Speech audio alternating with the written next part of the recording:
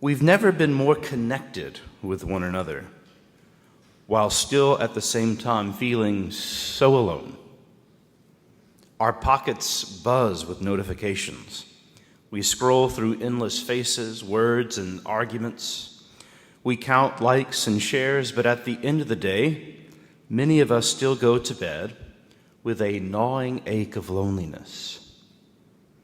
That's because the illusion of belonging isn't the same as actual communion. St. Paul clarifies, "You once were alienated and hostile in mind. God has now reconciled you in the body of Christ." That's our story. We were once alienated, cut off from God, suspicious of one another, hostile in thought and action. But now we've been reconciled, brought back, gathered close, and made part of a family again. That is what Christ has done for us. Therefore, if we feel alienated and hostile with one another, especially in our age of social media, St. Paul says, why? You've been delivered from that. Look at the gospel scene. The disciples are walking through a field and they're hungry. They pluck some grain, rub it in their hands, and eat, probably laughing with and poking fun at one another for having to eat raw grain. But they're together. And they're with their Lord, sharing their hunger, their life, and finding satisfaction in the simplest food. But then there are the Pharisees, standing off at a distance, making comments amongst themselves and bringing about accusations. They don't share the hunger for this community that Jesus has around him. They only criticize it. How familiar that feels, especially in our day and age. A world where people refer to watch, to comment, and to nitpick from the sidelines, rather than actually enter into the life of another. The fathers of the church noticed this too, centuries ago. Same sin, different face. They said the disciples' choice of simple grain shows their discipline and humility. No need for a fine meal, just enough to keep them going. They also saw how Christ uses this moment to break the false bonds of a misused law. The Sabbath was never meant to be a prison. It was meant to lead us to rest in God. When Christ says, "The Son of Man is Lord of the Sabbath," what he's saying is, I am your rest. I am your food. I am your communion.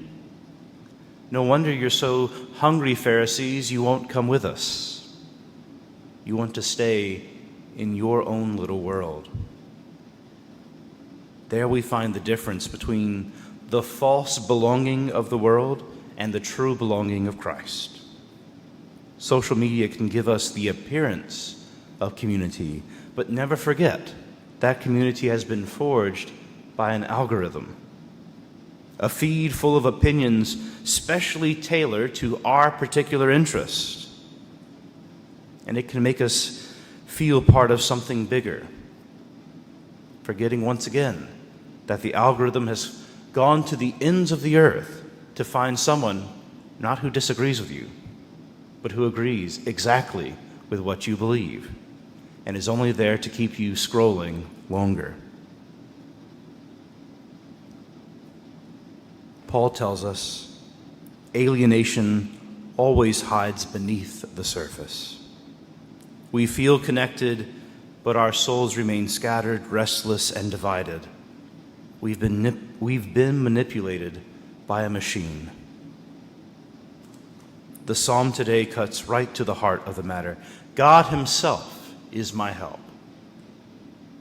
Not the algorithm, not the approval of strangers, not the flood of digital attention, God himself. The Lord sustains my life, and no other. I know this is a wound for many of us. I hear about it countless times from my parishioners.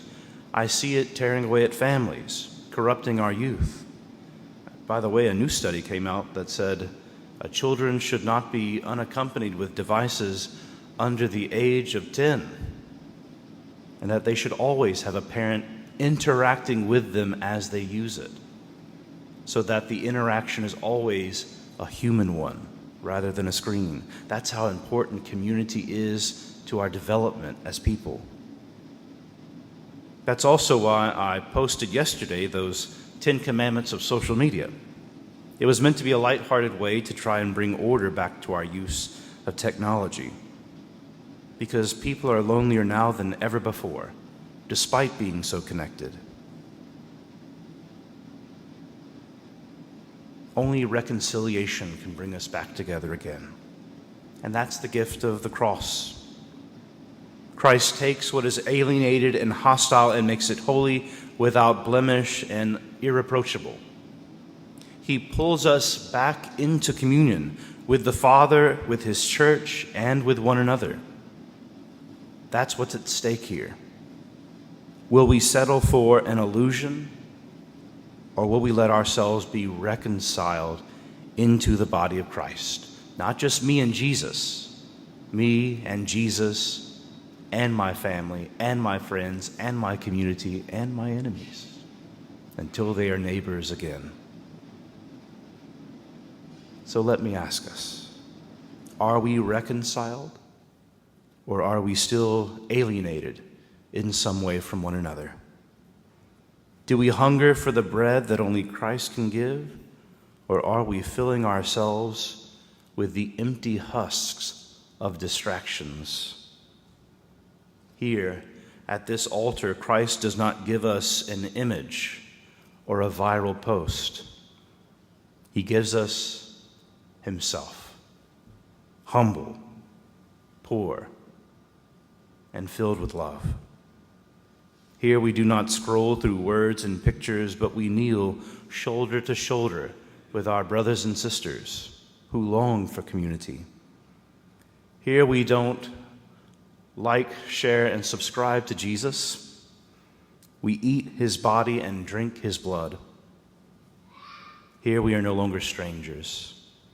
We are reconciled, made one, made family, more closely knit together than the family of blood. In the Old Testament, God reminds us that the blood of the covenant is thicker than the water of the womb. Those you are united with in baptism, that is your true family. Therefore, dear brethren, step out of the alienation the world tries to bring us into. Step into communion and let Christ be your Sabbath rest. For if he is, no mere pixels on a screen can rob you of your eternal salvation.